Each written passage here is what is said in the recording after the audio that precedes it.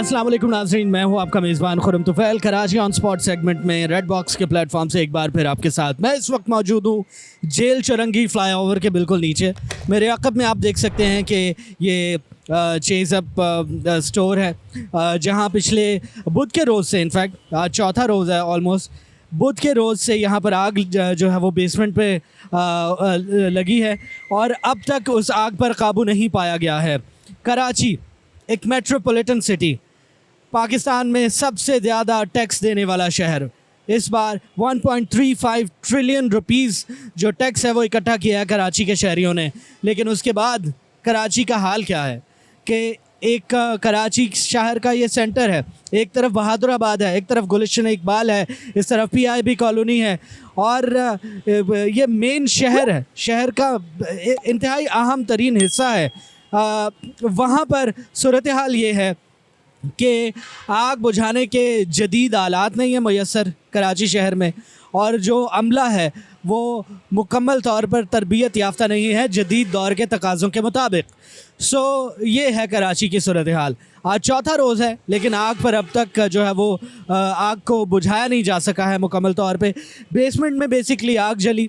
ये एक सवाल भी है कि बेसमेंट को वेयर हाउस के तौर पे कैसे यूज़ किया जा सकता है। वहाँ पर बहुत सारी ऐसी अशिया थी जैसे कि एडिबल ऑयल्स और सैनिटाइज़र, परफ्यूम्स और जनरेटर्स के लिए डीज़ल, ये सब सामान बेसमेंट में स्टोर किया गया था, जहाँ से आग भड़की और फिर भड़कने के बाद वो बढ़ती चली गई। चूँकि आग में ईंधन के तौर पे इस्तेमाल होने वाले तमाम अशिया वहाँ पर मौजूद थी, जिसकी वजह से ये आग की शिद्दत जो है वो इस कदर ज़्यादा हुई।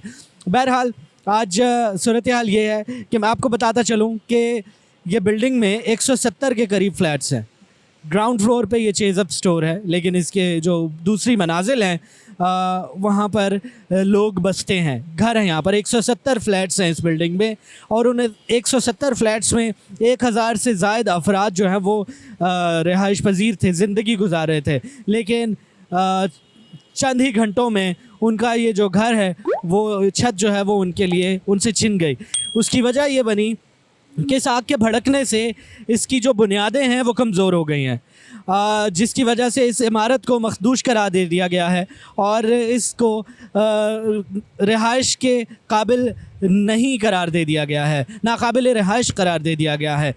इसके बाद जो 170 ख़ानदान हैं जिन्होंने अपनी ज़िंदगी भर की जमा पूंजी, अरबों रुपए के ये फ्लैट्स हैं, अब वो लोग जो हैं वो बेघर हो चुके हैं और शदीद परेशानी और इज़्तिराब का शिकार हैं। चूँकि ये चेज़ अप स्टोर जिसके बेसमेंट में ये आग भड़की, ये इंश्योर्ड था, इनके लिए तो मसला नहीं है, इंश्योर्ड है, इनका जो नुकसान है उसकी तलाफ़ी हो जाएगी किसी हद तक। मगर वो जो घर ख़रीद कर यहाँ रिहाइश पजीर थे, उनके लिए अब आगे आने वाली ज़िंदगी में परेशानियाँ ही परेशानियाँ हैं और इज़्तिराब ही इज़्तिराब है। वो परेशान है और सवाल कर रहे हैं कि हमारा जो घर है वो रातों रात जो है वो हमारे लिए हमसे हमारी छत छिन गई है, इस पर हमारे लिए कोई कॉम्पनसेशन जो है वो दी जाए, जिस पर अभी तक तो कोई जवाब जो है वो सामने नहीं आया। ये सवालिया निशान भी है मुताल्लिक़ा इदारों पर।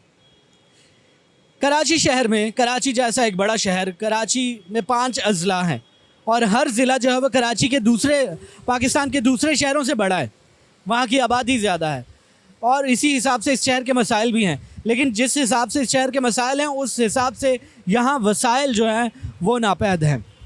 तो कहने की बात ये है कि सबसे ज़्यादा टैक्स इकट्ठा करने वाला शहर, लेकिन वहाँ एक शहर के मेन हिस्से में आग भड़कती है और उस आग को बुझाने में 4 रोज़ लग जाते हैं। 4 बार से ज़ायद मरतबा ऐसा हो चुका है कि आग जो है वो बुझाई गई है और ये कहा गया कि आग बुझा दी गई, ऐसा लगा कि आग बुझ गई है, लेकिन वो चंद घंटों बाद दोबारा से भड़क उठती है। ये सिचुएशन है। उसकी वजह यह है कि बेसमेंट में वो तमाम जो चीज़ें हैं वो मौजूद हैं जो ईंधन के तौर पे इस्तेमाल हो सकती हैं, जो ईंधन का काम करती हैं। मैंने जैसे पहले अर्ज़ किया, सैनिटाइज़र्स, परफ्यूम्स, डीज़ल जनरेटर्स के लिए और एडिबल ऑयल्स, ये सब चीज़ें बेसमेंट में मौजूद थी, जिसकी वजह से ये आग जो है वो बुझने का नाम नहीं ले रही। जो इस बिल्डिंग में रहने वाले लोग हैं वो सवाल कर रहे हैं कि हमसे हमारा घर छिन रहा है, तो इसके लिए कोई कॉम्पनसेशन होनी चाहिए। कॉम्पनसेशन मिलेगी या नहीं, ये भी एक सवाल है। बहरहाल ये जो मुतल्लिक़ा इदारे हैं, जब भी कराची में कोई बिल्डिंग तामीर होती है, वहाँ के सेफ्टी एग्ज़िट, वहाँ के सेफ्टी जो प्रिकॉशंस लिए जाते हैं, सेफ्टी के हवाले से जो एक आलात दरकार होते हैं, बिल्डिंग के अंदर जो सेफ्टी के हवाले से इंतज़ामात दरकार होते हैं, क्या वो किए गए, ये सब चेक करना इदारों की ज़िम्मेदारी है। जो कराची शहर में बिल्डिंगों की जो तामीरात हैं या उनमें सेफ्टी से मुताल्लिक़ और किसी भी खुदा न ख्वास्ता हादसे की सूरत में बचाव के लिए जो ज़रूरी इंतज़ामात हैं, उनका चेक एंड बैलेंस के लिए वो इदारे हैं। लेकिन क्या वो इदारे सही से अपना काम सर अंजाम दे रहे हैं? चूँकि कराची में हादसात होते हैं और फिर ही पता चलता है कि ये भी काम नहीं हुआ था, ये मसला था इस बिल्डिंग में सेफ्टी एग्ज़िट नहीं था, इस बिल्डिंग में फायर एक्सटिंग्विशर्स नहीं थे मुयस्सर वक्त पर, जिसकी वजह से आग को शुरू में ही बुझाया जा सकता। तो ये सब सवालात फिर उभरते हैं और फिर हमें पता चलता है कि हमारे यहाँ जो फायर स्टेशंस हैं, वहाँ पर जदीद आलात भी जो है वो मुयस्सर नहीं है, जिसकी वजह से जदीद स्नॉर्कल्स नहीं है, जिसकी वजह से जो आग बुझाने में मुश्किलात का सामना करना पड़ता है।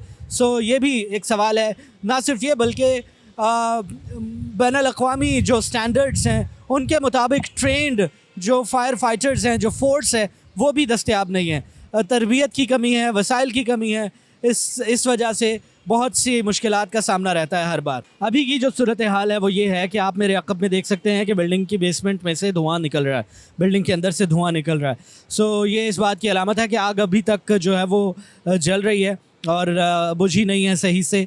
और जो फायर फाइटर्स हैं उनसे हमारी बात हुई थोड़ी सी, तो उनका ये कहना है कि बेसमेंट में जो है वो आग किसी हद तक काबू पा लिया गया उसमें, लेकिन कि जो इस बिल्डिंग के शुरुआती 3 फ्लोर्स हैं जो पार्किंग के लिए मुख्तस हैं, वहाँ से अब धुआं जो है वो निकलना शुरू हो गया है। यानी जो वहाँ पर गाड़ियाँ पार्क थीं वो भी जो हैं वो आग की लपेट में आ गई हैं। ये इस बात के ख़दशे का इजहार किया गया है। जो इस घर के इन फ्लैट्स के रिहायशी हैं, उन सब की अमलाक जो हैं वो इसी बिल्डिंग के अंदर है।